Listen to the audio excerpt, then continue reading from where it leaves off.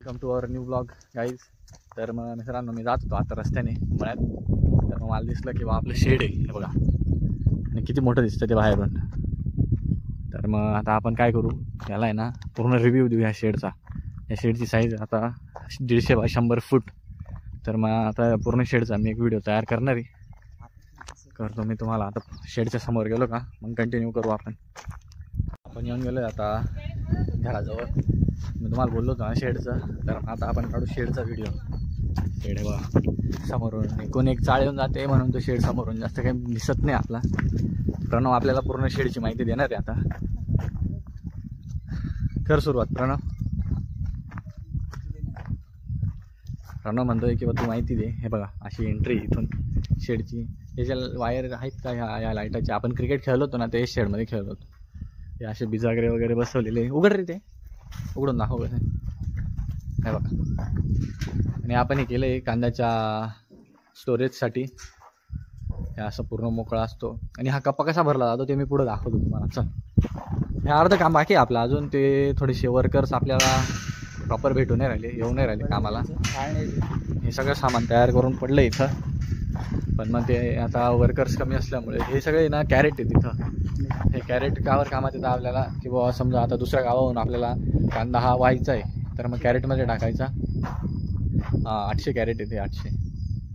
पूर्ण एक कप्पा कॅरेटनेच भरलेला आहे, विचार करू शकता. हे बघा अशा प्रकारे आपलं स्ट्रक्चर असतं. उघड रे प्रणव, दाखवायचं काय काय मध्ये.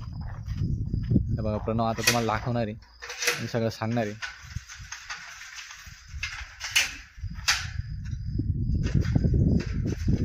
हां प्रणव आता पूर्ण माहिती सांगेल. सांग रे कसं केलंय. गंडा घेतलाय, त्याला पल्ली लावली वरून. हां, आणि वरून फॅन लावलाय. बरोबर. ती हवा खाली जाते ना, तर खाली एक पल्ली लावली आहे, ती हवा रिटर्न वरती येते. तर या जाळीमधून या कांद्यांना हवा लागते. या जाळीमधून कांद्यांना परत हवा रिटर्न वर येते. आणि खालून पण म्हणजे असा एक एअर प्रेशर तयार होतो. आपण चारही साईडने पल्ली लावलेली आहे बा.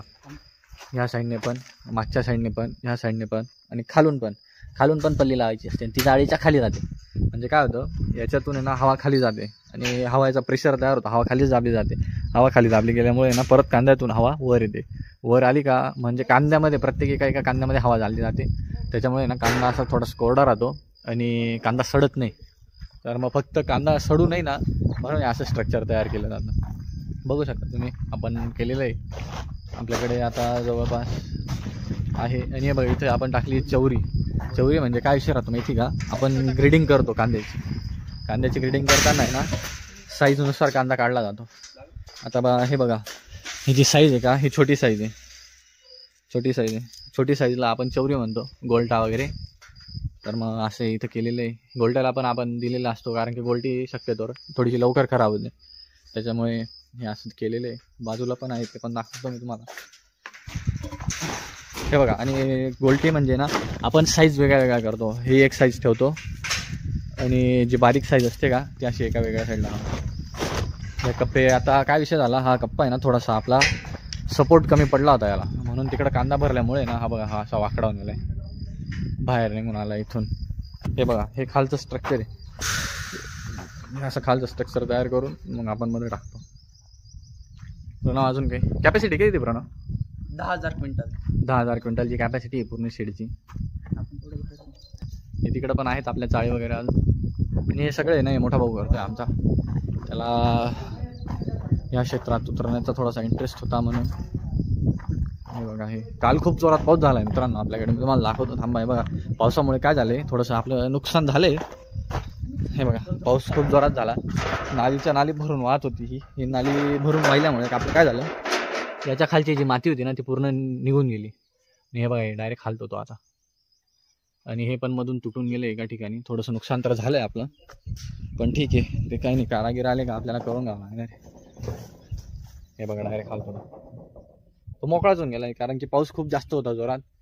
पूर्ण वावरांमध्ये पाणी तुंबलेलं होतं आणि पाणी इथून जोरात वाहत होतं. तर दुसरा कप्पा म्हणजे या साईडचं काम झालेलं आहे पूर्ण. आता हा इकडचं काम चालू आहे. तेव्हा याचं मटेरियल वगैरे सगळं तयार करून पडलं आहे. याचं सामान पण सगळं आणून झालं आहे, फक्त याचं काम करायचं बाकी. आता आज रविवार असल्यामुळे लेबर तर काही आलं नाही काम करणारे. पण मग ठीक आहे. एका साईडला आपण 12 कप्पे टाकलेले. एका कप्प्याची साईज आहे, एका कप्प्याची साईज किती आहे? 30 फूट बाय 15 फूट बाय 30 फूट.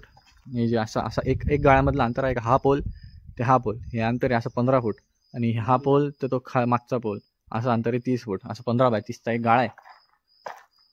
आणि त्याची आणि 8-10 फुटापर्यंत त्याची हाईट आहे. 12 फूट प्रणवने सांगितलं 12 फूट हाईट आहे. हे बघा, हे अशा प्रकारचे कंडे आपण तयार केलेले असतात. या कंड्याला आहे ना फॅन लावण्यासाठी हे अशी जाळी असते, याला आपण कंड्याची जाळी म्हणतो, कारण की याच्याने कंडे तयार होतात. मग ह्या जाळीला खोलून आपण आहे ना अशा गोल आकारात टाकतो आणि मग त्याचं फॅन लावून स्ट्रक्चर तयार करतो. हे बघा मित्रांनो, अशा पद्धतीने आपले शेड होतं. भरपूर मोठ्या प्रमाणात आपण ते बांधलेलं आहे. पण ठीक आहे, आजचा ब्लॉग एवढाच. लाईक करा, शेअर करा, सबस्क्राईब करा. भेटू आता पुढच्या ब्लॉगमध्ये. लाईक करा, सबस्क्राईब